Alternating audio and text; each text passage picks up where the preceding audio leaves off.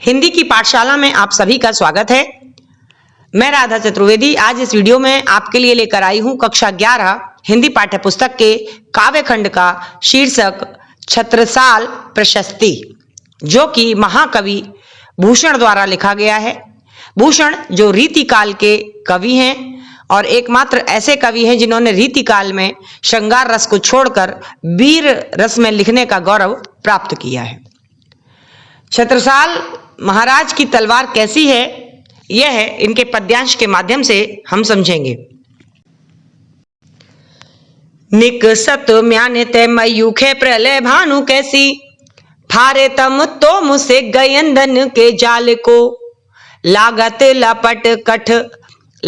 लपटी कंठ बैरिन के नागिन सी, रुद्र ही रिझावे दे दे मुंडन के माल को, लाल छिति पाल छत्रसाल महाबाहुबली, कहाँ लो बखान करो तेरी करवाल को, प्रतिभट कटक कटीले के ते काटे काटे, काले का सिक्किलक कले उदेत काल को, काल का सिक्किलक कले उदेत काल को। कवि भूषण छत्रसाल महाराज की तलवार के पराक्रम का वर्णन करते हुए कहते हैं, क्या कहते हैं कि निकसत म्यान तय, म्यान जानते हो, तलवार रखने का स्थान। तो म्यान से जब आपकी तलवार निकलती है, निकसत माने निकलती है, तो उसमें जो मयूखे हैं, किरणें हैं, वो कैसी हैं? प्रलय भानु कैसी, यानी कि प्रलय के समय प्रचंड सूर्य की किरणों जैसी प्रलयंकारी किरणें निकलती हैं। यानी कि जब महाराज छत्रसाल म्यान से अपनी तलवार को बाहर निकालते हैं तो उसमें कह रहे प्रलय भान, प्रलय का मतलब प्रलय और भान मतलब भानु, भानु मतलब सूर्य। प्रलय के समय प्रचंड सूर्य के कैसी, मतलब सूर्य की तरह निकलती हैं। वो करती क्या है? जब सूर्य निकलता है, जब प्रकाश होता है तो अंधकार को नष्ट कर देता है। तो कहते हैं कि सूर्य की किरणों के समान प्रलयंकारी किरणें निकलती हैं, जो क्या करती हैं? फारे तम तोम के गयंदन के जाल को। गयंदन कहते हैं हाथियों को, गयंद माने हाथी और गयंदन माने हाथियों का समूह। तो शत्रु की सेना में जैसे सूर्य जब निकलता है तो तम तोम, तम माने अंधकार और तोम माने समूह। जब सूर्य निकलता है तो अंधकार के समूह को नष्ट करता है, जब सूर्य निकलता है तो अंधकार के समूह को नष्ट कर देता है। उसी प्रकार से महाराज छत्रसाल की जो तलवार है वो क्या करती है कि हाथियों के झुंड के समान फैली हुई जो अंधकार राशि है, गयंदन के जाल, जाल माने समूह, जो हाथियों का समूह है, जो काले काले हाथी दिखाई दे रहे हैं, उन हाथियों के समूह को, उनका जो अंधकार से कालीमा दिखाई दे रही है युद्धभूमि में, उसको फारे, फारे माने फाड़ देती है। अर्थात हाथियों के झुंड के समान फैली हुई जो अंधकार राशि है उसको नष्ट कर देती है। कौन? छत्रसाल की तलवार। आगे कहा कि लागत लपट कंठ बैरिन के नागिन सी, बैरिन माने शत्रु और नागिन माने नागिन के समान। लागत माने लग जाती है, कंठ लपटी, लपटी माने लपेट कर। और आगे कहते हैं कि जो शत्रु हैं उनके गले में जो तुम्हारी तलवार है वो नागिन की तरह लिपट कर उनके गले को काट डालती है। क्या करती है? नागिन के समान। जब नागिन किसी के गले में लपट जाती है तो निश्चित ही उसकी मृत्यु हो जाती है। तो उसी प्रकार से नागिन के समान जो आपकी तलवार है वो बैरिन माने शत्रुओं के कंठ में लग करके और उनके गले को काट डालती है। और क्या करती है उसके बाद? रुद्र है रिझावे दे दे मुंडन के माल को। और वो बाद में रुद्र, रुद्र किसको कहते हैं? शिव को। और उन कटे हुए मुंडों को शिव को प्रसन्न करने के लिए पहनाती है। मुंडों की माला शिव जी को भेंट कर देती है आपकी तलवार। कहा कि मुंडन के माल को, यानी कि मुंडों की माला जो बनती है, जितने ही लोग योद्धा युद्ध भूमि में मारे जाते हैं छत्रसाल की तलवार के द्वारा, तो उससे मुंडों की माला देती है किसको? रुद्र है रिझावे, रुद्र को यानी भगवान शिव को अर्पित कर देती है, दे देती है और कहती है लीजिए आप मुंडों की माला मेरी ओर से पहनिए। इतनी शक्तिशाली है तलवार किसकी? छत्रसाल महाराज की। आगे कहते हैं लाल क्षितिपाल छत्रसाल महाबाहुबली। लाल क्षितिपाल यानी क्षिति को पालने वाले कौन? राजा। क्षिति माने पृथ्वी और पाल माने पालने वाले। यानी कि आगे वो कहते हैं कि तुम्हारी जो तलवार है और तुम लाल किसके हो? क्षितिपाल यानी पृथ्वी को पालने वाले राजा छत्रसाल जो कैसे हो? महाबाहुबली। महाबाहुबली किसे कहते हैं? यानी कि जिनकी भुजाओं में बहुत अधिक बल है, ऐसे वीर, ऐसे शौर्यवान राजा। कहाँ लो बखान करो तेरी करवाल को। करवाल माने होता है तलवार। यानी मैं आपकी उस तलवार का कहां तक बखान करूं, कहां तक उस तलवार की प्रशंसा करूं जो क्या करती है? जो प्रतिभट कटक कटीले केते काट काट। यहां देखिए कितनी बढ़िया कवर्ण की आवृत्ति हुई है। कटक कटीले केते काट काट। यहां पर भी कालिका किलक कलेऊ कवर्ण की आवृत्ति। तो कहा कि प्रतिभट माने होता है योद्धा, कटक माने सेना के, शत्रु की सेना के बहुत सारे योद्धाओं को जो कटीले हैं उनको केते काट काट, कितने ही प्रतिभावान प्रचंड योद्धाओं को दल के दल में वह काट देती है। और कालिका सी किलक, कालिका के समान किलकारी मारती हुई आपकी जो तलवार है वो कालिका सी, यह उपमा अलंकार है।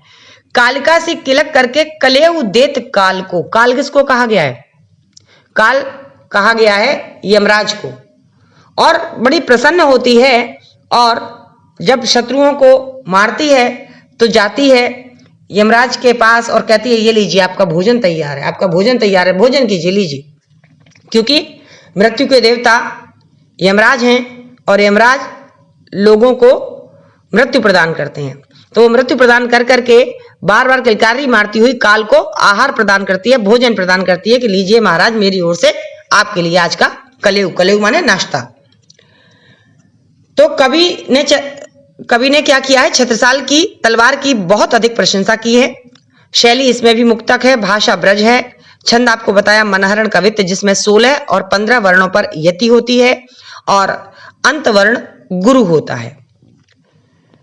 और प्रतिभट कटक कटीले केते काट काट का मतलब क्या है कि जो शिवाजी की तलवार है वह शत्रु पक्ष के अनेक योद्धाओं के दल को काट करके कालिका के समान प्रसन्न होकर के किलकारी मारती हुई काल को अर्थात यमराज को भोजन प्रदान करती है। और जहां आया लागत लपट कंठ बैरिन के नागिन सी, यहां पर नागिन सी, नागिन के समान, यानी कि तलवार की तुलना नागिन से की गई है, इसलिए उसमें कौन सा अलंकार है? उपमा अलंकार है। भुज भुज गे सिकी वे संगिनी भुजंगनी सी, भुज भुज गे सिकी वे संगिनी भुजंगनी सी, खेद खेद खाती दी है दारुन दलन के, बख्तर पाखरन बीच धस जाते मीन, पैरी पार जात परी वाह जो जलन के, रैया राव चंपति के छत्रसाल महाराज, भूषण सके करी बखान को बलन के, पक्षी पर छीने ऐसे परे पर छीने वीर, तेरी बर छीने हैं खलन के, तेरी बर छीने हैं खलन के। इन पंक्तियों में भूषण छत्रसाल की प्रशंसा करते हुए कहते हैं कि भुज भुजगेश की, भुज माने भुजाएं, बाहें, और भुजगेश, भुजगेश कहते हैं किसको? सर्प को। तो भुजगेश का मतलब क्या हो गया? भुजा रूपी सर्प। जो आपकी जो तलवार है वो भुजा रूपी सर्प की संगनी भुजंगनी सी, संगनी मतलब साथ देने वाली, जीवन साथी के रूप में, और भुजंगनी सी एक सर्पणी के समान। जो आपके हाथ में जो तलवार है आपके भुजा रूपी सर्प का साथ देने के लिए सर्पणी के समान आपकी जो तलवार है वो उसकी अर्धांगिनी बनी हुई है। यानी आपके हाथों को, भुजाओं का रूप, हाथों को रूप दिया गया किसका? सर्प का, यानी भुजा रूपी सर्प कहा गया। और उस हाथ में पकड़ने वाली तलवार को भुजंगिनी कहा गया अर्थात सर्पणी कहा गया। तो सर्पणी के समान वो साथ देती है आपकी तलवार। आगे क्या करती है वो? खेद खेद खाती दी है दारुन दलन के, खेद खेद माने खोज खोज कर खा जाती है, दारुण यानी भयंकर जो दल है शत्रुओं के उनको दीह, अर्थात दीर्घ विशाल जो समूह है शत्रुओं की जो भयंकर सेना है, दीह माने दीर्घ, दीर्घ शत्रुओं की विशाल सेना को आपकी जो तलवार है वो ढूंढ ढूंढ कर खोज खोज कर लाती है और उनको खा जाती है। और क्या करती है? बख्तर पाखरन बीच धस जाति मीन। बख्तर, बख्तर का मतलब है कवच, और पाखरन कहते हैं कि जो वो घोड़े वगैरह होते हैं युद्ध भूमि में, तो हाथी और घोड़ों की रक्षा के लिए उनको पहनाई जाने वाली एक लोहे की झूल होती है जो दोनों ओर लटकती है कि अगर कोई शत्रु तलवार मारे तो वो हाथी को या घोड़े को न लगे। लेकिन जो राजा छत्रसाल है उनकी जो तलवार है वो क्या काम करती है कि वो जो शत्रुओं ने जो कवच पहन रखे हैं और जो हाथी और घोड़े को सुरक्षित करने के लिए जो लोहे की जो झूल डली है जिसे पाखरन कहा जाता है, तो बख्तर और पाखरन यानी कवच और जो हाथी घोड़े के ऊपर डली हुई लोहे की झूल है उसके बीच धस जाती मीन। मीन माने मछली। जैसे मछली क्या करती है कि पानी में एकदम से इधर से उधर चली जाती है, इस पार से उस पार चली जाती है, उसको कोई दिक्कत नहीं होती, पानी में तैरने में वो निपुण होती है। उसी प्रकार से महाराज छत्रसाल की जो तलवार है वो मछली की तरह क्या करती है, शत्रुओं के कवच में और हाथी घोड़ों के ऊपर पहनाई जाने वाली झूल को चीर कर उनके बीच धस जाती है, अर्थात उनका संहार कर देती है। और पैर पार जात परिवाह जीव जलन के, और वो उसी तरीके से आर पार निकल जाती है तलवार उनके कवचों को चीरती हुई, शत्रुओं के कवचों को चीरती हुई, जैसे कि एक मछली प्रवाह जल प्रवाह यानी कि जल के प्रवाह में जलन प्रवाह, जल के प्रवाह में पैर पार जात यानी पैर माने तैर करके इस पार से उस पार चली जाती है। जिस प्रकार से मछली भरे हुए जल प्रवाह में इस पार से उस पार चली जाती है, उसी प्रकार छत्रसाल की जो तलवार है वो शत्रुओं के कवचों को और हाथियों घोड़ों के ऊपर पड़ी हुई झूल के बीच धस जाती है, किसकी तरह, मछली के समान। और क्या करती है, पैर पार जात परवाह ज्यों जलन के, जैसे मछली इस पार से उस पार चली जाती है उसी प्रकार छत्रसाल की तलवार इस पार से उस पार चली जाती है, अर्थात शत्रु का विनाश कर देती है, शत्रु को मौत के घाट उतार देती है। आगे कहा गया रैया राव चंपती के छत्रसाल महाराज। क्या कहा, रैया राव चंपती यानी रैया राव यानी राजा, कौन राजा, चंपत राय, यानी कि जो चंपत राय राजा हैं उनके आप छत्रसाल महाराज हो, यानी इनके पिता का नाम चंपत राय था और इनका नाम छत्रसाल था। तो जो रैया राव यानी जो राजा हैं चंपत राय, उनके आप बेटे हो छत्रसाल महाराज। भूषण सके कर बखान को बलन के, भूषण कवि कह रहे हैं कि आपके जो तलवार है या आपका जो बल है, आपका जो पौरुष है, जो शौर्य है, उसका बखान को कर सके, बखान को कर सके, अर्थात उसका बखान कौन कर सकता है। भूषण कह रहे हैं कि जो रैया राव चंपत महाराज के पुत्र हैं छत्रसाल महाराज, उनके बल का, उनके शौर्य का, उनके पराक्रम का बखान को कर सके, कौन कर सकता है, अर्थात कोई भी नहीं। आपके अंदर इतनी ताकत है कि आपको कोई कविता लिख करके उसका बखान यथावत नहीं कर सकता। आगे कहते पक्षी पर छीने, पक्षियों के अगर पर छिन जाएं, पक्षियों के अगर पर छिन जाते हैं तो पक्षी कैसे हो जाते हैं, पक्षी शक्तिहीन हो जाते हैं। उसी प्रकार ऐसे उसी तरीके से आपने क्या करे, परे, परे माने पर, दुश्मनों के पर छीने वीर, जो ऐसे वीर थे जो उनके लिए ताकत थे उनके पर छीन लिए, अर्थात उनके हाथ पैर काट दिए। जैसे पक्षी के पंख छिन जाते हैं तो पक्षी शक्तिहीन हो जाता है, उसी प्रकार से शत्रु की सेना के जो वीर थे, ऐसे परे माने दुश्मन, जो ऐसे दुश्मन वीर थे उनके पर छीन लिए, अर्थात उनके हाथ पैर काट कर उनको शक्तिहीन कर दिया, उनको क्षीण कर दिया। आगे कहा तेरी बरछीने, बरछी माने तलवार, तेरी बरछी ने क्या किया, बर छीने हैं खलन के, खलन माने खल माने दुष्ट यानी दुश्मन, दुश्मनों के जो वर हैं, जो श्रेष्ठ वीर योद्धा थे वो छीन लिए, अर्थात उनको मौत के घाट उतार दिया। इन लाइनों में जो अंतिम दो पंक्तियां हैं इनमें यमक अलंकार है। देखिए यहां लिखा पक्षी पर छीने, पर छीने का मतलब यहां पर पक्षियों के पर माने पंख छीन लिए जाते हैं तो वो निस्तेज हो जाता है, शक्तिहीन हो जाता है। ऐसे ही इन्होंने क्या किया, परे यानी परे माने दुश्मनों के पर छीने वीर, वीरों के पर छीन लिए अर्थात वीरों के हाथ पैर काट दिए। तो यहाँ पर छीने से मतलब हाथ पैर काटने से है, और यहाँ पर छीने पक्षियों के प्रसंग में जब आएगा तो उनके पंख कटने से, वहां पंख कटे हैं और यहाँ उनके हाथ पैर कट गए हैं अर्थात वो शक्तिहीन हो गए हैं, इसलिए यमक अलंकार है। ऐसे ही दूसरी लाइन में तेरी बरछीने, बरछीने मतलब तेरी तलवार ने, और क्या किया बर छीने, बर छीन लिए हैं अर्थात योद्धाओं को छीन लिया है। किनके योद्धाओं को, दुश्मनों के, दुश्मनों के योद्धाओं को छीन लिया है, इसलिए यहां पर भी यमक अलंकार है।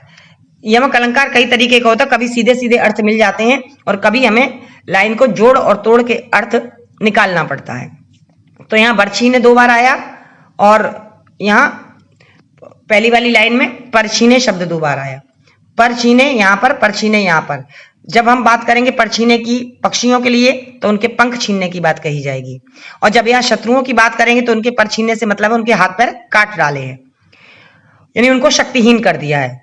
और यहाँ पर बरछीने का मतलब तलवार ने, और बर छीन लिए हैं यहाँ मतलब जो उनके श्रेष्ठ योद्धा थे उनको छीन लिया है अर्थात उनको मौत के घाट उतार दिया है। किनके, किनके योद्धाओं को, जो खल के यानी जो दुष्ट सेना थी उसकी।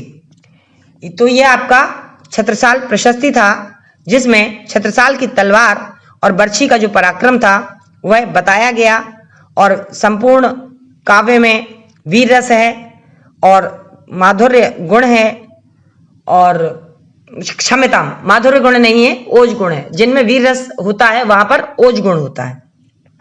ओज से पूर्ण ये कविता है, आशा है आपको समझ में आई होगी। छंद इसमें भी मनहरण कविता था और भाषा इसकी ब्रज भाषा थी। यदि आपको कुछ नहीं समझ में आया हो तो कमेंट बॉक्स में अवश्य लिख दीजिए, जिससे कि मैं और बेहतर वीडियो बनाने का प्रयास करूं। नमस्कार।